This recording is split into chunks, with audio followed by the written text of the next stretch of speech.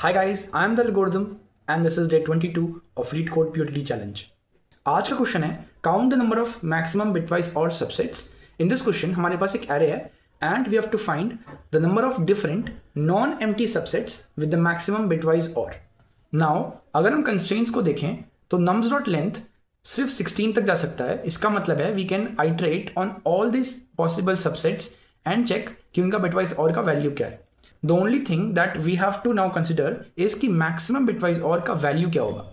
अगर हम दो बिट्स के बीच में bitwise OR वाला ऑपरेशन लगाते हैं तो if at least one of those bits is 1, the result is 1, otherwise the result is 0.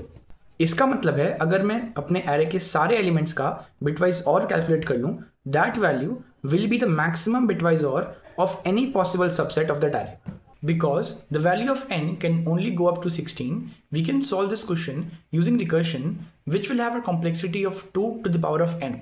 But I'm going to show you the C++ solution जिसमें मैं states को memorize कर दूंगा and I'll be able to bring down the complexity from 2 to the power of n to n times the maximum OR value.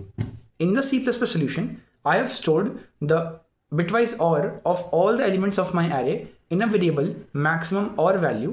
उसके बाद मैं एक function call कर रहा हूँ count subsets with my array nums with the initial index as 0 and the current OR as 0 and the target OR as maximum OR value. In the function count subsets मेरे पास एक base condition है कि अगर मैं सारे elements पे अपनी choice कर चुका हूँ to include or to not include that element in my subset, in that case अगर मेरा करंट OR मेरे टारगेट OR के बराबर है I will return a 1, otherwise I will return a 0.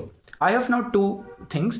First is count without, जिसमें मैं index को increase कर रहा हूँ और करंट OR को सेम ही पास कर रहा हूँ. दैट मीन्स मैं करंट एलिमेंट के साथ अपने करंट OR का बिटवाइज OR नहीं कर रहा.